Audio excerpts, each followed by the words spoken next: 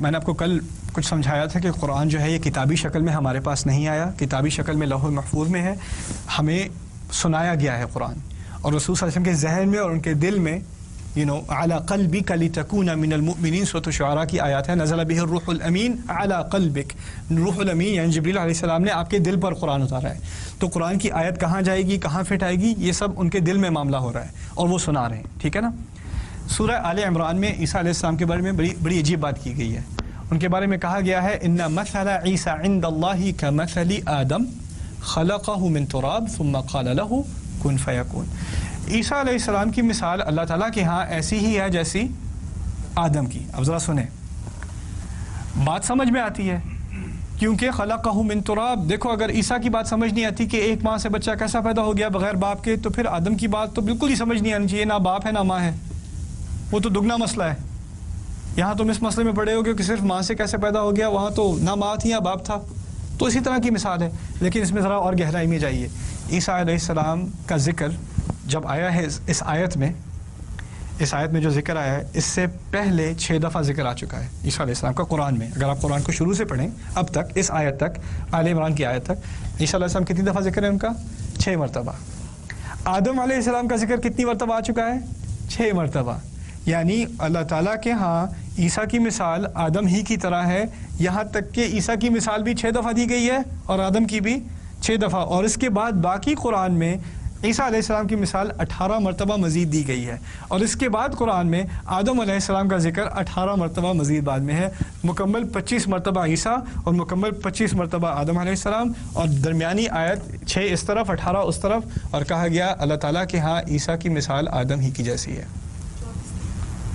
ہاں 25 I think 25، 6 اس طرف 18 اس طرف اور یہ بیچ میں رائٹ. تو جسٹ دا وے اللہ ٹاکس. اور یہ کیا ایک وقت میں پتا تھا کسی کو؟ کوئی کلام بول رہا اس کو یاد رہے گا کتنی دفعہ عیسیٰ کا ذکر ہے؟ کسی صحابی سے پوچھ لو آدم کا ذکر کتنی دفعہ ہے قرآن میں، کیا وہ زبانی بتا دے گا آپ کو کہ آدم علیہ السلام کا ذکر 25 مرتبہ ہے یا عیسیٰ علیہ السلام کا ذکر جو ہے وہ اتنی مرتبہ ہے؟ نہیں بتا سکتا. اب درمیان کی بات آئی تو ایک اور بات سنیں. میں نے سورہ بقرہ کے بارے میں آپ کو کل بتایا تھا کہ وہ مدینہ کی پہلی صورتوں میں سے ہے، اور اس کی کچھ آیات بالکل سیرت کے آخر میں نازل ہوئی ہیں. یعنی پورا مدنی دور سورہ بقرہ کا کچھ نہ کچھ حصہ آتا رہا ہے. اچھا، اب تمام سورت نازل ہونے کے بعد اس سورت کی کتنی آیات ہیں؟ 286. 286. میں نے ٹھیک کہا 286؟ Okay, very proud, my mom will be proud again. Okay, 286 آیات. اچھا، اس سورت کی ایک آیت ہے وَكَذَلِكَ جَعَلْنَاكُمْ أُمَّةً وَسَطًا، اور اسی طرح ہم نے تمہیں درمیانی امت بنایا. یہ سورہ بقرہ کی آیت ہے. اب سوچنے کی کوشش کریں، یہ آیتیں جو نازل ہو رہی ہیں سورہ بقرہ کی، اس دوران کیا اور صورتوں کی آیتیں بھی نازل ہو رہی ہیں؟ اور وہ اور مختلف صورتوں میں رسول صلی اللہ علیہ وسلم کو پتہ ہے کون سی آیت کون سی صورت میں جائے گی، انہیں معلوم ہے. وہی کے ذریعے ان کو معلوم ہے کون سی آیت کہاں جائے گی. اب پورا قرآن جمع ہو چکا اور قرآن نازل ہو چکا. اب صحابہ نے پورا قرآن یاد کر لیا. اگر آپ صحابی سے بھی جا کے پوچھیں، کسی حافظ سے جا کے پوچھیں صحابہ میں سے، آیت نمبر 50 کون سی ہے، آیت نمبر 60 کون سی ہے، ان کے ہاں آیت نمبر ہے کہ نہیں ہے؟ ہاں، ان کا تو حفظ ہے، انہیں پتہ ہے آیت ختم کہاں ہوتی ہے، آیت شروع کہاں ہوتی ہے. یہ نمبر وغیرہ کا چکر تو بعد کی بات ہے. جب کتابی شکل میں قرآن پرنٹ ہونا شروع ہوا اور یہ ریفرنسز آنے شروع ہوئے، اس زمانے میں کوئی نہیں کہے گا سورہ نمبر 33 آیا نمبر 6، اس طرح کوئی بات نہیں کرے گا.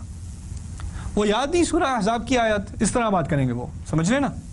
اب ہمیں پتہ ہے کہ بقرہ کی 286 آیات ہیں. اب ہمیں معلوم ہے ان 286 آیات میں ایک آیت ہے وَكَذَلِكَ جَعَلْنَاكُمْ أُمَّةً وسطا، اسی طرح ہم نے تمہیں کیا بنایا؟ درمیانی امت. درمیان کی آیت ہے آیا نمبر 143، بالکل ہاف. اس میں کہا ہے ہم نے تمہیں درمیانی امت بنایا ہے. درمیان کا لفظ صرف درمیانی آیت میں استعمال ہوا ہے 286 آیات میں سے. سبحان اللہ، ہاؤ ان دا ورلڈ.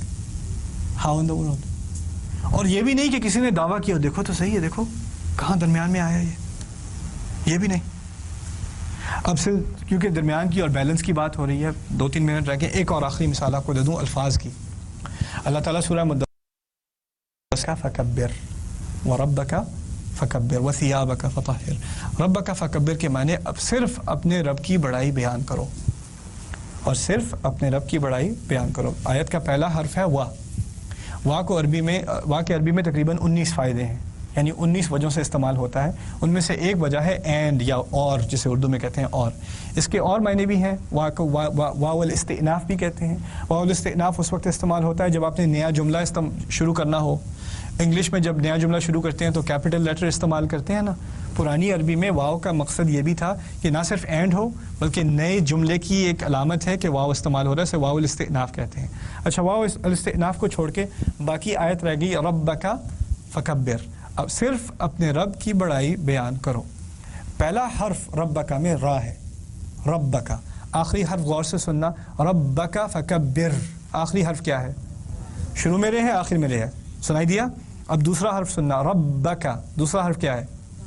با اور بے پہ کچھ سنائی دیا؟ کچھ بے پہ مزید کچھ تشدید ہے، شدہ ہے نا بے پہ، ربک۔ اب دوبارہ سننا آخر میں، ربک فکبر۔ پہلا حرف را، آخری حرف را، دوسرا حرف با تشدید کے ساتھ، آخری سے دوسرا حرف را با تشدید کے ساتھ۔ اچھا، ربک۔ تیسرا حرف کیا ہے؟ کاف۔ ربک فکبر،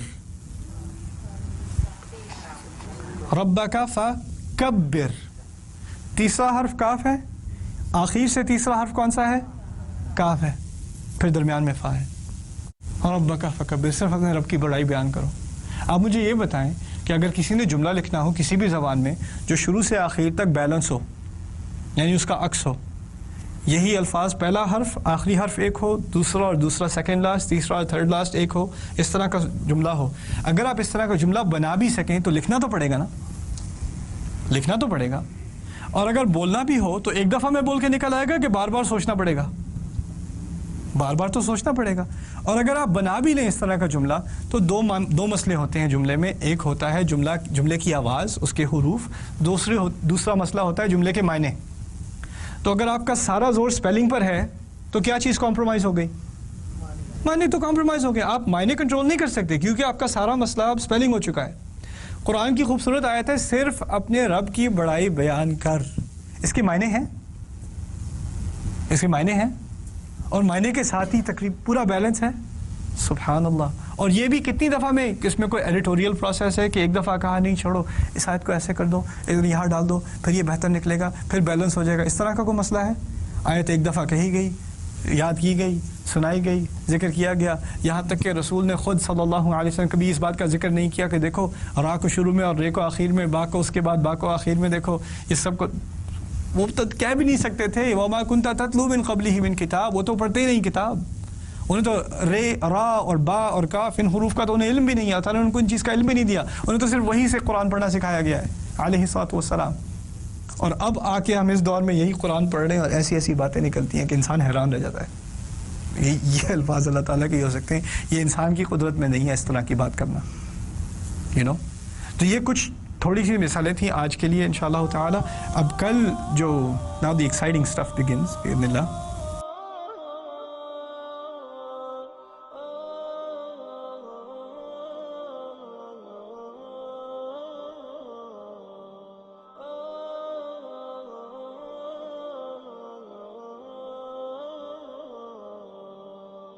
يا حامل القرآن قد خصك الرحمن بالفضل والتي